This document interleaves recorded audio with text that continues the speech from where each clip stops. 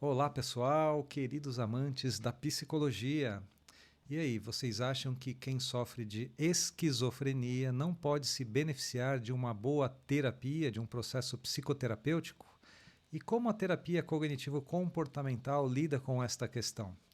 Pois é, eu sou o André, sejam bem-vindos ao canal X-History e hoje vamos resumir e analisar uma obra muito interessante de Aaron Beck, Terapia Cognitiva da Esquizofrenia, né? Obra que foi publicada recentemente, não faz muito tempo não, no ano de 2009. Olha ele aí, né, com a sua gravatinha vermelha, todo elegante. Aaron Beck, psiquiatra e professor da Universidade de Pensilvânia. Ele é o fundador da terapia cognitiva, posteriormente mais conhecida e atualmente como terapia cognitivo-comportamental, a famosa TCC. Sua contribuição envolve modelos de tratamento empiricamente validados para depressão, ansiedade, transtornos de personalidade e, posteriormente, por que não, ele trabalhou especificamente a esquizofrenia. Então vamos lá, qual que é o contexto e a importância desta obra? Né? Até a década de 1990, não faz muito tempo, né? Predominava a ideia de que pacientes com esquizofrenia não se beneficiavam de psicoterapia, restando apenas o tratamento medicamentoso. E ele vai romper com essa ideia, obviamente. Ele e sua equipe mostram o contrário. A psicose é acessível ao trabalho cognitivo. Tá? É acessível, é sensível, né, ao trabalho cognitivo. E intervenções estruturadas podem reduzir delírios e alucinações, podem também melhorar o funcionamento social, que vai impactar, obviamente, nessa questão, diminuir recaídas, aumentar a esperança e o senso de agência do paciente. Vamos falar um pouquinho sobre o que é esse senso de agência, né? Então vamos lá. Tese central. A esquizofrenia inclui distorções cognitivas e padrões de pensamento modificáveis. Tá? Então essa é uma premissa que a gente precisa aceitar, porque senão a obra inteira não fará sentido para a gente. Tá bom? Então, uma vez aceita essa premissa de que a esquizofrenia inclui distorções cognitivas e padrões de pensamentos modificáveis e intervenções terapêuticas focadas em crenças, interpretações e comportamentos podem gerar melhorias significativas no funcionamento, no senso de realidade e na qualidade de vida desses pacientes. Em uma frase para ilustrar, a esquizofrenia não é impermeável ao diálogo. Né? É a premissa que eu falei para vocês. Pensamentos psicóticos podem ser compreendidos, questionados e, com certeza, transformados. Como, André? Como? Vamos entender. Mas primeiro vamos analisar os conceitos que Beck trabalha nesta obra, né? O modelo cognitivo das psicoses, o que seria? Crenças disfuncionais levam a uma interpretação distorcida. Interpretações distorcidas levam a emoções intensas. Emoções intensas, né, vão provocar comportamentos desadaptativos. E esses comportamentos desadaptativos vão provocar manutenção da psicose. Essa é a lógica, a manutenção dela. Tudo começa pelas crenças disfuncionais. Um exemplo: o paciente vê duas pessoas cochichando. Ele interpreta como ameaça, sente medo, se isola. E aí o que acontece? Ele reforça a crença de perseguição. Então esse é só um exemplo. Tá? Se a gente trabalha aí a crença, né, que esse cochicho pode ser por algum outro motivo, né, não necessariamente estão falando dele, a gente pode alterar aí o comportamento. Tá? Vulnerabilidade ao estresse. O que ele traz aqui na obra sobre isso? Né? A psicose surge da interação, e é isso que é legal, da interação desses três fatores: a predisposição biológica, o estressor ambiental, o gatilho, né? E os padrões cognitivos de pensamento. Então, obviamente, né? Se eu altero ali o padrão cognitivo, eu posso influenciar de alguma forma nos estressores ambientais e eu vou ficar apenas com a predisposição biológica, né, à mercê dela. Um exemplo: privação de sono, conflitos familiares e isolamento podem aumentar a probabilidade de delírios emergirem, surgirem, né? Agora, se eu trabalho todas essas questões, eu diminuo a possibilidade, né, de delírios, por exemplo, surgirem. Olha que interessante a lógica, né? Ela é bem simples no final das contas. Crenças centrais e crenças psicóticas. Como assim, André? Vamos lá. As crenças delirantes costumam se apoiar em crenças profundas sobre si mesmo e sobre o mundo. O que seria uma crença central? Por exemplo, sou vulnerável. Todos nós temos esse tipo de crença. Mas qual que é a crença delirante? Se sou vulnerável, então estão me observando. Estão me observando, né? E aí a pessoa entra no possível delírio. Tá? Isso foi só um exemplo. Reestruturação cognitiva adaptada, obviamente adaptada ao contexto da esquizofrenia, né? Então, o objetivo não é contra-argumentar frontalmente com o nosso paciente a questão dos delírios dele, mas explorar evidências de forma colaborativa, né? De forma respeitosa, de forma gradual, de forma a provocar reflexões, né? Exemplo, você pode soltar uma frase do tipo: vamos examinar juntos outras possíveis explicações para que você ouviu? Voltando para a questão do cochicho, né? Duas pessoas cochichando. Vamos examinar juntos outras possibilidades, né, para aquelas pessoas estarem cochichando? Ou você tem certeza que a única explicação possível é que elas estavam falando de você? Né? É mais ou menos por aí. Mais conceitos desta obra. Normalização da experiência. O terapeuta ajuda o paciente a entender que ouvir vozes ou ter percepções estranhas pode ocorrer em situações estressantes, reduzindo vergonha e resistência. Um exemplo para deixar claro. Algumas pessoas sobre forte estresse ou privação de sono também relatam ouvir vozes, né? Então, é esse estado emocional, trabalhar esse estado emocional, as crenças que levam a essas emoções e comportamentos, é muito importante também, porque de forma indireta pode reduzir alucinações, os delírios, né? O foco na função do delírio. Tá? Aí ele está falando o quê? Perguntar o que essa crença faz por você, ou seja, um confronto em relação a essa crença, né? Um confronto, vamos confrontá-la sobre o viés da racionalidade do bom senso. Essa é a lógica. Por isso que o diálogo socrático é uma das técnicas mais importantes dentro da terapia cognitivo-comportamental. Vai provocar reflexões, de forma respeitosa, mas vai provocar reflexões. Tá? Exemplo, um delírio persecutório pode dar sentido às sensações internas de medo difuso. Tá? Mas quem garante, né, que está ocorrendo uma perseguição ali? Não dá para ter certeza. Né? Então vamos lá, mais conceitos desta obra. Treino de habilidades e comportamentos, que incluem manejo de estresse, habilidades sociais, né, através de exposição gradual, estratégias de resolução de problemas, rotinas saudáveis, tudo isso vai influenciar positivamente, né, o quadro clínico ali da pessoa com esquizofrenia e, no final das contas, vai reduzir ali, né, os delírios e os sintomas adjacentes. Então, outro conceito importante, o engajamento terapêutico. O que Beck está falando aqui? A relação colaborativa sem um confronto direto, mas validando a experiência subjetiva. Você não vai confrontar a experiência, você pode confrontar de forma respeitosa, né, usando o diálogo socrático, a crença em si, não a experiência subjetiva do paciente. A gente valida ela para ele se sentir acolhido e aceito. Tá? Que mais? Vamos para a prática clínica. Tá? Mas eu pergunto, antes de adentrar nesse tema, se está curtindo esse vídeo, se está fazendo sentido para você, dá um curtir aí. Né? Se fizer sentido, se inscreva no canal. Se quiser o PDF, na descrição tem um link aí para vocês baixarem esse PDF, não só esse, mas todos os outros do canal. Tá bom? Então vamos dar continuidade na parte da prática clínica, né? Pensando nos principais contextos aí, né? Nos principais conceitos, no contexto e na tese principal desta obra, o que a gente pode extrair aí para a nossa prática clínica?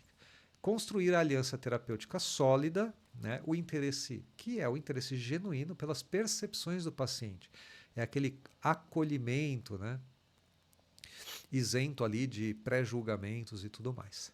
Evitar confronto direto sobre os delírios. A gente pode questionar e provocar reflexões acerca das crenças, tá? Mas não vamos confrontar a vivência, a experiência da pessoa, tá? Porque isso aí não é nem estratégico, não é assertivo, não é nem delicado, né? Uma vez em relação à posição que a gente ocupa de terapeuta, de alguém que está ali para ajudar a pessoa, né? Estabelecer metas concretas, por exemplo, ajustar o sono, ajustar a rotina, ajustar as interações sociais, reforçando treino de habilidades interpessoais, né? Mapear o ciclo cognitivo da psicose. Lembra que a gente explicou?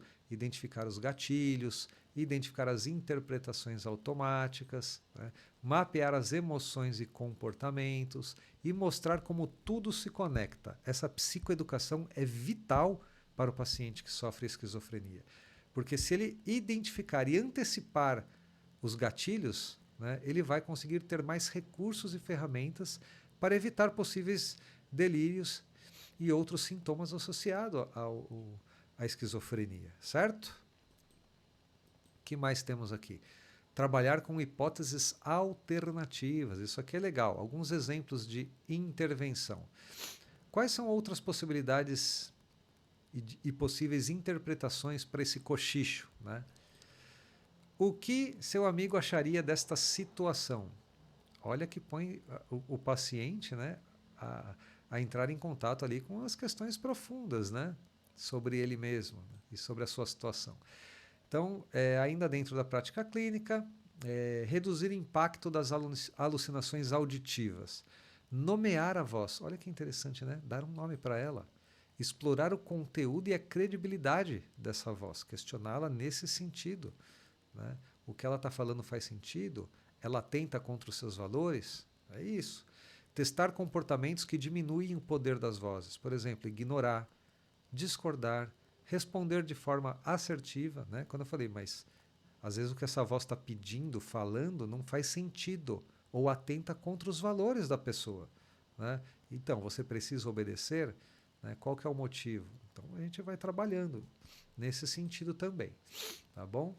Temos mais aqui coisas para fazer pensando em prática clínica, treinar habilidades de enfrentamento, técnicas de respiração, né? Organização do dia, uma rotina organizada, estratégias para reduzir o estresse, evitar gatilhos, evitar contextos estressantes, técnicas de atenção focada, como mindfulness, por exemplo, né? Respiração guiada, trabalhar o insight sem confrontá-lo, já falamos sobre isso, né? É outra coisa que a gente pode fazer na prática clínica, explorando pequenas discrepâncias, né? Tipo, eles estavam cochichando e você ouviu, achou que é com você, mas você percebeu que tinha outras pessoas perto e um deles estava de costa para você, então não faz, né? Faz sentido mesmo que eles estavam falando de você? Eventualmente um deles olhou para você por uma coincidência. Como que é isso, né? Vamos explorar essas discrepâncias, né? Perguntar, por exemplo, o que aconteceria se tentássemos ver de outro ângulo? Se você tivesse não nessa posição, mas lá na outra, você teria tido esse mesmo entendimento? Né? Que mais? Mudanças de comportamento e mentalidade propostas. Um maior autoconhecimento sobre gatilhos e interpretações, isso vai ajudar demais o nosso paciente. Diminuição do medo das experiências psicóticas, aumento do senso de agência, e eu prometi para vocês que ia falar sobre isso, né? O que seria senso de agência? É a percepção do próprio paciente, a percepção da própria pessoa em relação às suas próprias capacidades, né? Me sinto capaz? Muito, pouco, nada, né? Então é isso, eu preciso aumentar essa percepção dele em relação à capacidade que ele tem para superar algumas adversidades, né? Sim, você é capaz, né? Vamos treinar isso, vamos testar isso, para você perceber o quanto você é capaz. Tá? Então, aumentar o senso de agência é aumentar o senso de percepção de autoeficácia, tá? do paciente.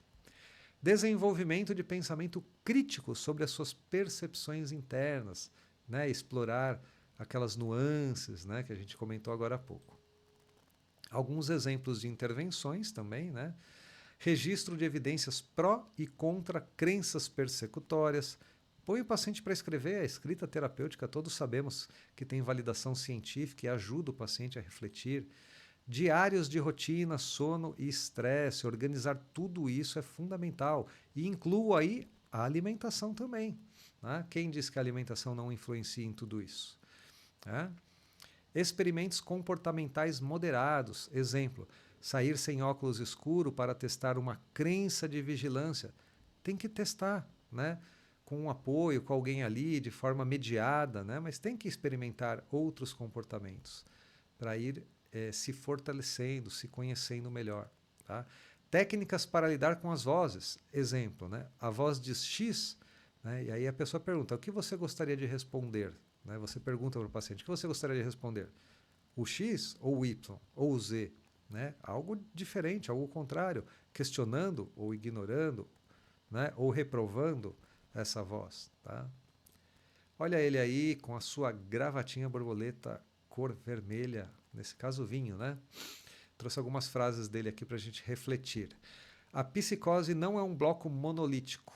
Ela pode ser compreendida em termos de pensamento, emoções e comportamentos.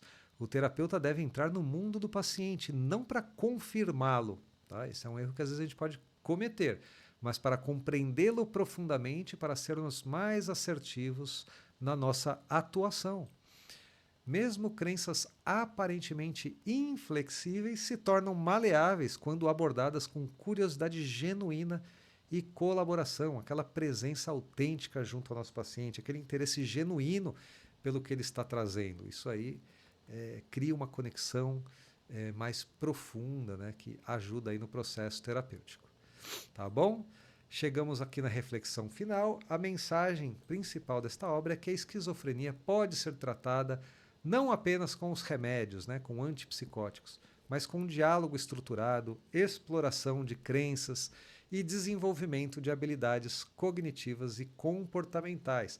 Habilidades cognitivas e comportamentais, a postura do paciente. Né? Eu lembro de um caso, e aqui é um caso que vem de outro teórico aí da psicologia, em que ele estava atendendo uma paciente esquizofrênica, né? E aí, numa das sessões, ele perguntou, né? E aí, como que estão as vozes, né? Aumentaram, diminuindo, né? Como estão? E aí, ela respondeu para ele que continuavam, né? E ele perguntou, o que você acha dessas vozes? Aí ela falou assim, bom, eu prefiro ouvir essas vozes do que ser surda, né? Então, a postura dela, esse autodistanciamento, né? Então, essa atitude comportamental dela, de autodistanciamento, levando com humor ali a questão, é algo que com certeza ajuda no processo, né? No processo de enfrentamento da situação e de melhoria aí dos sintomas, com certeza. Né? Então, o paciente não é definido pelo diagnóstico e pode construir significados, expectativas e comportamentos e posturas. Tá? Por que eu recomendo esta obra para vocês lerem com carinho para quem cuida de pessoas com esquizofrenia, né? E também para estudantes e profissionais que podem eventualmente em algum momento receber pacientes, né, com esquizofrenia. Esse livro vai desmistificar a ideia de que pacientes psicóticos não se beneficiam de psicoterapia. Então, Beck já quebra esse paradigma aí, mostrando que se beneficiam sim e muito e podem, né, a gente trabalhar outros aspectos da vida da pessoa pode ajudar bastante no processo de forma ampla, né? Fornece técnicas claras e aplicáveis para quem gosta de técnicas, né? Tem muitas e muitas nesse livro. Integra evidência científica com prática clínica. É isso, o que eu trouxe para vocês é um resumo e uma análise. Tá? Não substitui a leitura desse livro. O que eu trouxe foi a pontinha do iceberg. Tem muito mais coisas interessantes lá, não só em relação às coisas que eu não disse, porque senão ia ficar muito extenso, mas em relação às que eu disse, como ele chegou naquelas técnicas, naquelas teorias, né? Como foram desenvolvidas. Está tudo no livro. Tá? E ele reforça uma visão humanizada da psicose. Então é isso, pessoal. Deixa uma frase final aqui para a gente refletir profundamente. Mesmo em meio ao caos da psicose, existe espaço para compreensão, mudança e esperança. A terapia cognitiva não apaga a experiência. ela devolve ao paciente o poder de interpretá-la e de viver com mais autonomia, que no fundo é o que a gente mais quer para os nossos pacientes, que eles tenham mais autonomia e consigam lidar melhor, né, com essa questão, que é orgânica. Pode ser que não tenha uma cura eventualmente, né, mas tem ali um tratamento, e ele pode se beneficiar e ter uma vida, né, melhor, mais adaptada, mais feliz, né, relativamente feliz, convivendo com essa questão, tá bom? Então é isso, pessoal. Se gostaram deste vídeo, deste conteúdo, dê um curtir aí no vídeo, compartilhe com quem você ama, se inscrevam no canal se fizer sentido para vocês. E eu vou deixar mais 2 vídeos aqui onde eu faço resumo e análises de outras obras de Beck, né, para vocês enriquecerem o arcabouço teórico de vocês e se tornarem profissionais melhores, ok? Então, mais uma vez, obrigado e um forte abraço. Nos vemos no próximo resumo e análise.